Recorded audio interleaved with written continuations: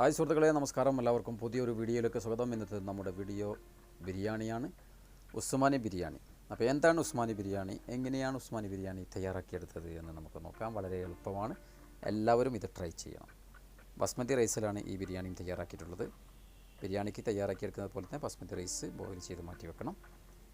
പിന്നെ വേണ്ടത് ചിക്കനാണ്. ചിക്കനും അതേപോലെ ബോയിൽ ചെയ്ത് മഞ്ഞൾ ഉപ്പ് ചേർത്ത് നന്നായി ബോയിൽ ചെയ്ത് അതും മാറ്റി വെക്കണം.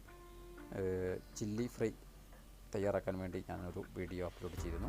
അപ്പോൾ അതേപോലെ തന്നെ ചിക്കൻ ബോയിൽ ചെയ്ത് മാറ്റി ബോൺലെസ് ചെയ്ത് വെച്ചിട്ടുണ്ട്. വിത്ത് ബോണിലും ഇത് തയ്യാറാക്കിയെടുക്കാവുന്നതാണ്. ഇനി ഇതിലേക്ക് വേണ്ട ചേരുവകൾ: ഒരു തക്കാളി, ഒരു ഉള്ളി, 3 പച്ചമുളക്, ഇത്രയും ചേർത്തിട്ടാണ്. അതേപോലെ ഒരു വെളുത്തുള്ളി, ഒരു ചെറിയ കഷ്ണം ഇഞ്ചി, അതെല്ലാം കട്ട് ചെയ്ത് മാറ്റി വെച്ചിട്ടുണ്ട്. അപ്പോൾ ഞാൻ നേരത്തെ പറഞ്ഞു ചില്ലി ഫ്രൈ തയ്യാറാക്കിയെടുക്കുന്നത് പോലെ ആദ്യം ചില്ലി ഫ്രൈ തയ്യാറാക്കിയെടുക്കണം. വിത്ത് ബോണിലും ബോൺലെസ് ആക്കിയിട്ടും ഇത് തയ്യാറാക്കിയെടുക്കാവുന്നതാണ്. ഞാൻ ബോൺലെസ്സിലാണ് തയ്യാറാക്കിയെടുക്കാൻ പോകുന്നത്. അപ്പോൾ ആദ്യം തന്നെ ഞാൻ ഫ്രൈ പാൻ വെച്ചിട്ടുണ്ട്. ഫ്രൈ പാനിലേക്ക് ആദ്യം ഗാർലിക് ജിഞ്ചർ ചേർത്ത് കൊടുക്കണം. അതിനുശേഷം ഉള്ളി ചേർത്ത് കൊടുക്കുക. അത് നന്നാക്കി ഒന്ന് വഴറ്റിയെടുക്കണം. അപ്പോൾ ഉള്ളിയും ഗാർലിക് ജിഞ്ചർ കൂടി നന്നായി വഴന്ന് വന്നിട്ടുണ്ട്. ഇനി കട്ട് ചെയ്ത് വെച്ച തക്കാളി കൂടി അതിലേക്ക് ചേർത്ത് കൊടുക്കണം. അപ്പോൾ തക്കാളി, ഉള്ളി, ഇഞ്ചി, വെളുത്തുള്ളി നന്നായി മിക്സ് ചെയ്ത് നല്ല വെന്ത് നല്ലൊരു മണക്ക് വരുന്നുണ്ട്.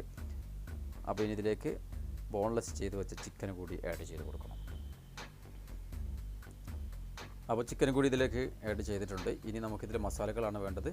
അപ്പോൾ നമുക്കിതിലേക്ക് വേണ്ട മസാലകൾ നോക്കാം. ഗരം മസാല, മല്ലിപ്പൊടി, മുളക് പൊടി, അതേപോലെ ടൊമാറ്റോ പേസ്റ്റ്,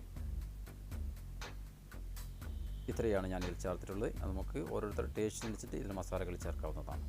അപ്പോൾ അത് ചേർത്തതിന് ശേഷം നമുക്കിനി റൈസ് കൂടി ഇതിൽ ആഡ് ചെയ്ത് കൊടുക്കണം. അപ്പോൾ നമ്മുടെ ബസ്മതി റൈസ് കൂടി അതിൽ ആഡ് ചെയ്തു. ഇനി ഇതൊന്ന് മിക്സ് ചെയ്തെടുക്കാം. വളരെ എളുപ്പമാണ്. നമ്മുടെ ഫ്രൈഡ് റൈസ് എല്ലാം തയ്യാറാക്കിയെടുക്കുന്നത് പോലെ തന്നെ എളുപ്പത്തിൽ ഈ ബിരിയാണി തയ്യാറാക്കിയെടുക്കാം. അപ്പോൾ എല്ലാവരും ഇത് ട്രൈ ചെയ്യണം. അപ്പോൾ നമ്മുടെ ഉസ്മാനി ബിരിയാണി തയ്യാറായി കഴിഞ്ഞു.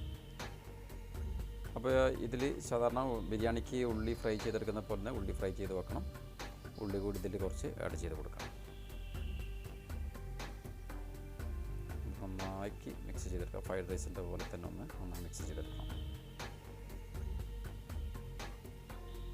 അപ്പോൾ സുഹൃത്തുക്കളെ, നമ്മുടെ ഉസ്മാനി ബിരിയാണി തയ്യാറായി കഴിഞ്ഞു. അപ്പോൾ വളരെ എളുപ്പമാണ്, എല്ലാവരും ഇത് ട്രൈ ചെയ്യണം. ഇനി നമുക്കിത് സെർവ് ചെയ്യാം. അപ്പം ഫ്രൈഡ് ഓണിയൻ കൂടി അതിലേക്ക് ചേർത്ത് കൊടുത്തിട്ടുണ്ട്.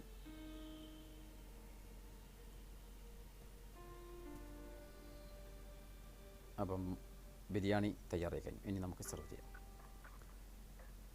അപ്പോൾ ഇതാണ് സുഹൃത്തുക്കളെ നമ്മുടെ ഉസ്മാനി ബിരിയാണി. അപ്പോൾ എല്ലാവരും ഇത് ട്രൈ ചെയ്യണം. ഇഷ്ടപ്പെട്ടാൽ ലൈക്ക് അടിക്കണം. അതേപോലെ അഭിപ്രായങ്ങളും നിർദ്ദേശങ്ങളും നിങ്ങൾ അറിയിക്കണം. ഇതുവരെ എൻ്റെ യൂട്യൂബ് ചാനൽ സബ്സ്ക്രൈബ് ചെയ്യാത്ത എല്ലാ സുഹൃത്തുക്കളും മറക്കാതെ സബ്സ്ക്രൈബ് ചെയ്യണം.